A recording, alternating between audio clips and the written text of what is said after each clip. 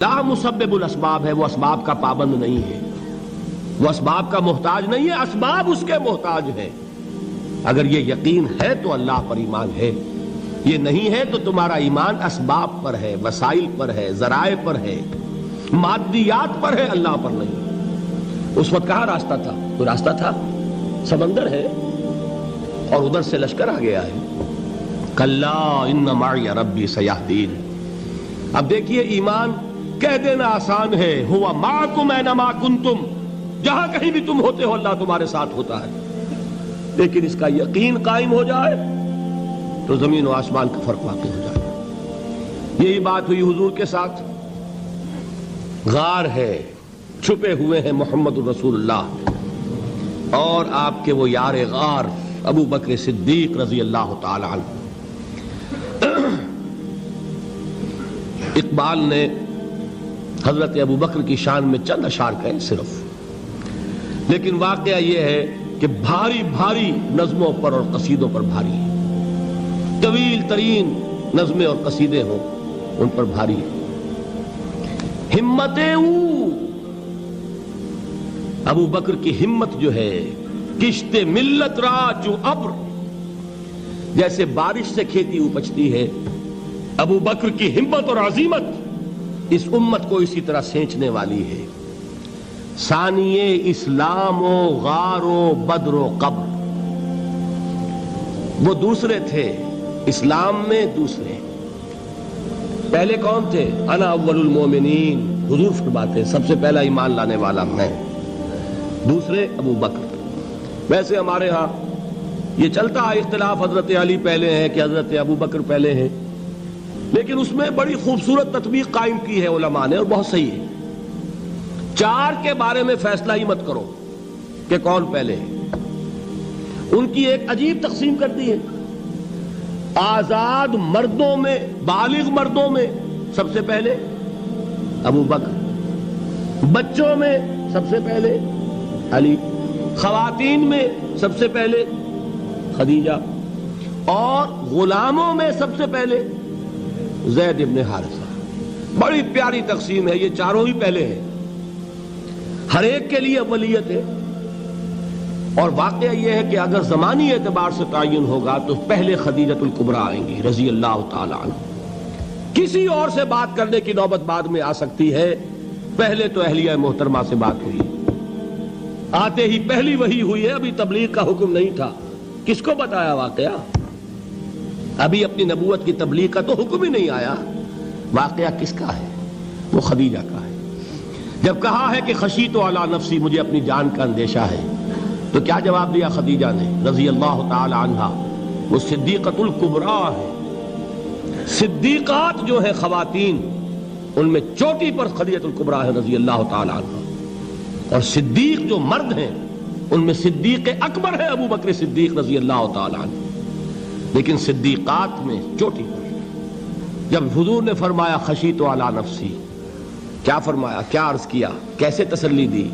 نہیں نہیں، اللہ آپ کو ضائع نہیں کرے گا، آپ غریبوں کے ہمدرد ہیں، آپ مساکین کے تکالیف رفع کرنے والے ہیں، آپ بیواؤں کی سرپرستی کرتے ہیں، آپ مسافروں کی خدمت کرتے ہیں، اللہ آپ کو ضائع نہیں کرے گا۔ یہ یقین ہے اس خاتون کے اندر۔ خیر وہ ایک علیحدہ بات ہو جائے گی۔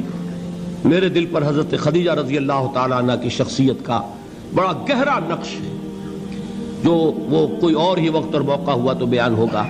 بہرحال اقبال نے ایک مصرے میں جو چار اولیتیں جمع کر دی ہیں، ہمتیں کشت امت را چو ابر، ثانی اسلام و غار و بدر و قبر۔ اسلام میں حضور کے بعد پہلے کون؟ ابو بکر۔ غار میں حضور کے ساتھ کون؟ ابو بکر۔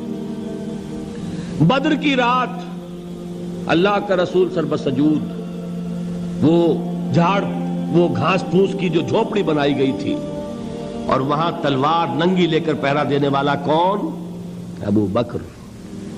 اور اس حجرہ عائشہ میں محمد کے بعد سب سے پہلے دفن ہونے والا کون؟ ابو بکر رضی اللہ تعالی عنہ صلی اللہ علیہ وسلم۔ وہ جو معاملہ میں سنا رہا تھا غار ثور کا، حضرت ابو بکر بھی حضور کے خیال سے لرز گئے ہیں.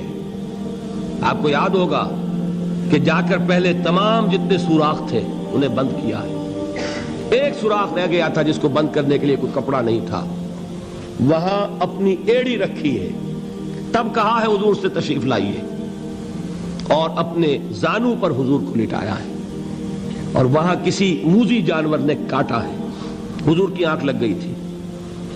اس وقت اس بل کے اندر جو بھی بچھو ہے کیا ہے واللہ عالم, اس نے کاٹا ہے. اس کی تکلیف کی وجہ سے ابو بکر کی آنکھوں سے آنسو ٹپک گئے. حضور کے چہرے مبارک پر پڑے ہیں تو حضور جاگے ہیں معاملہ کیا ہے. ایڑی نہیں ہٹائی وہاں سے, مبادا وہ جانور وہاں سے نکل کر محمد الرسول اللہ کو کوئی گزن پہنچا دے. ابو بکر کی ایڑی ہے, جس طرح چاہے کھا لے, ختم کر دے, جان نکل جائے تب کوئی آنچ آئے محمد پر تو آئے, لیکن جیتے جی نہیں. وہ ہے ابو بکر. حضور کے خیال سے اس وقت حضور نے پھر اپنا لعاب دہن لگایا ہے, اور اس سے پھر آپ کی تکلیف ختم ہوئی. جیسے خیبر میں حضرت علی کی آنکھ دکھ رہی تھی, اس کو جو شفا حاصل ہوئی ہے وہ بھی حضور کے لعاب دہن سے ہوئی. تو بہرحال اس وقت انہوں نے کہا ہے کہ اے نبی یا رسول اللہ, اگر اس وقت ان میں سے کسی نے غیر ارادی طور پر بھی اپنے قدموں کی طرف جھانک لیا تو پکڑے جائیں گے. کیا جواب تھا اللہ کے رسول کا؟ لا تحزن ان اللہ معنا, اللہ ہمارے ساتھ ہے, کیوں گھبراتے ہو ابو بکر. یہ ہے ایمان باللہ, میرا مالک اللہ, میرا رازق اللہ, میرا محافظ اللہ, میرا مددگار اللہ, میرا پشت پناہ اللہ, میرا دوست اللہ. یہ دوستی ہے اللہ کی جو لب لباب ہے, حاصل ہے ایمان کا. اسی کا نام ولایت ہے. اولیاء اللہ کے سروں پر سینگ نہیں ہوتے. جس کے دل میں ایمان راسخ ہو چکا ہو وہی اللہ کا ولی ہے. جسے اللہ پر یقین ہو چکا ہے وہی اللہ کا ولی ہے. جسے یقین ہے اللہ میرے ساتھ ہے, میرا مددگار, میرا پشت پناہ, میرا ساتھی, میرا دوست, میرا محبوب, میرا محب. اللہ اہل ایمان سے محبت کرتا ہے. واللہ یحب الصادقین, ان اللہ یحب الذین یقاتلون فی سبیلہ صفا کانہم بنیان مرصوص.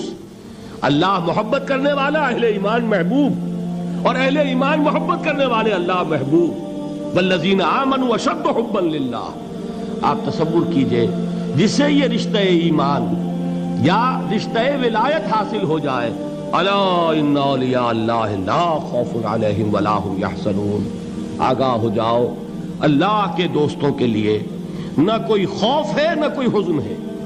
اور میں بیان کر چکا تھا, خوف اور حزن کے خاتمے ہی کا نام امن ہے. زوال خوف, زوال حزن. یہ خوف اور حزن کیوں آتے ہیں بار بار؟